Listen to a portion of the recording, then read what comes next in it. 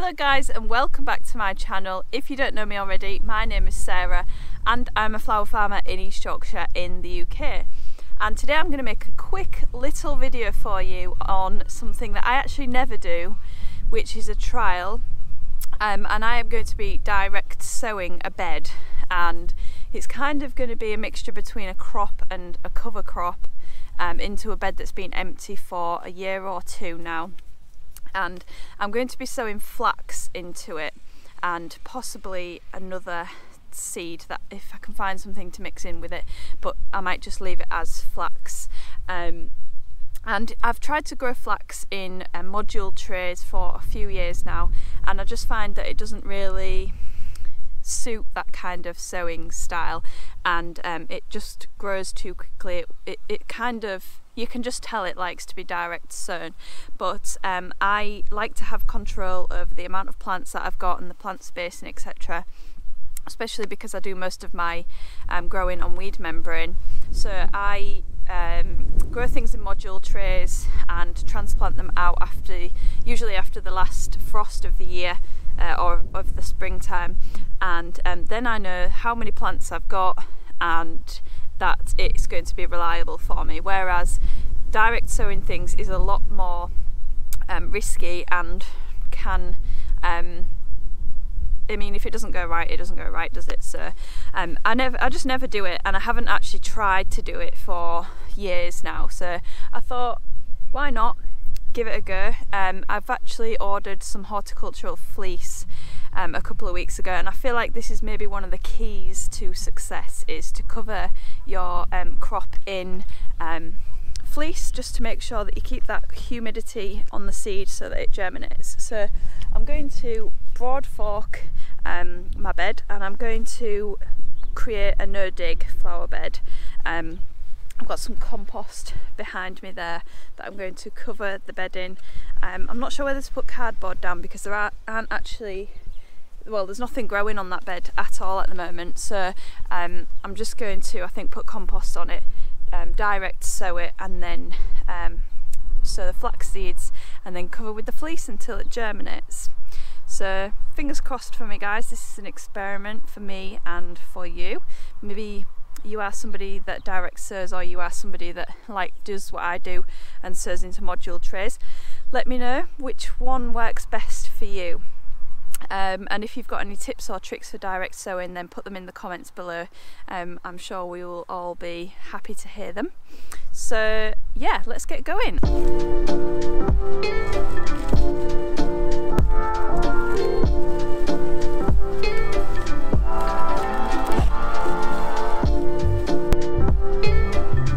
As you can see, this bed is dry as a bone, so it's definitely going to benefit from some water and a mulch on top to keep that moisture in. And I've decided I've got absolutely loads of cardboard lying around, so I might as well mulch it with a bit of cardboard, and then these few bits of grass that are growing here aren't going to come up through the compost.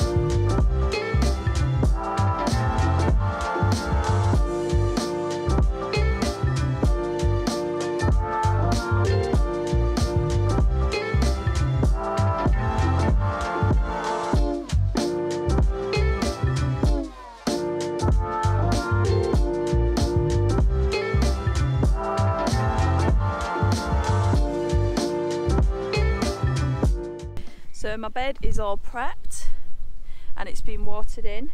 I've got my fleece there. I'm actually just gonna unroll it as it is and cover the bed and not cut it to size, because I actually bought it for my beds around the backfield, which are 30 metres long, for when I sow cover crops. So I'm not going to cut it because I want to use it for that, and it seems a waste to cut it short when I don't really need it for this size bed very often. So I've been and just had a look at what seeds I've got available, and I'm going to use mainly flax but I thought I'll do a little experiment and mix some other things in with it as well, just to see what happens. So I've got some Soteria macrostachya, which is kind of like the foxtail millet, I think, that I grew last year, and everybody is always asking me about it. It's like a lime green grass that I grew as part of an annual seed mix last year, and I've never really got to the bottom of what the actual species of grass is, but when I've googled Soteria macrostachya, it looks very similar. So that and Nigella, Persian jewels, and Scabieuset's summer bouquet mixed. So I'll just put a small amount of those in amongst the flax, and then it might create a nice little display for us in the next couple of months. So I'm going to scatter the seeds on here. I have watered the compost already, so I'm not sure whether I'll water it again, but I might do. I'm going to rake it in and cover it with the fleece, and hopefully that will protect the seeds from bird attack. They're not going to get eaten by the birds, and as I said before, it's going to keep the moisture in and help to keep a little bit of heat in as well to help them germinate.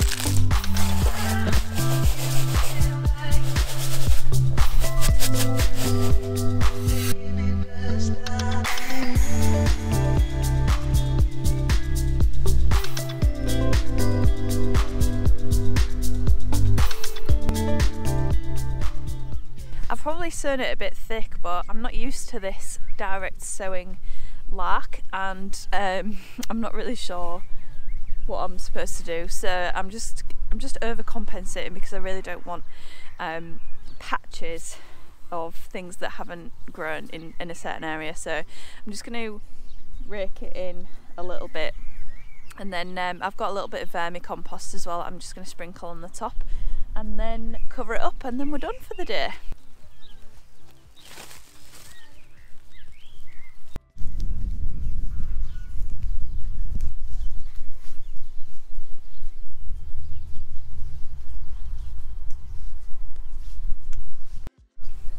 So there we go, there's our no dig direct sown bed made in one afternoon, and time will tell in the next couple of days whether that's going to be successful. Maybe not next couple, but the next few days. The only way that I can see this that isn't going to work is because of the quality of the compost. I wouldn't ordinarily take this compost and sow seeds in it, because it's not really the kind of to be honest, I don't know what's in it, so I'm not sure whether it's beneficial to seed germination or not, or whether it is going to be a detrimental substance to seed germination, but we'll see.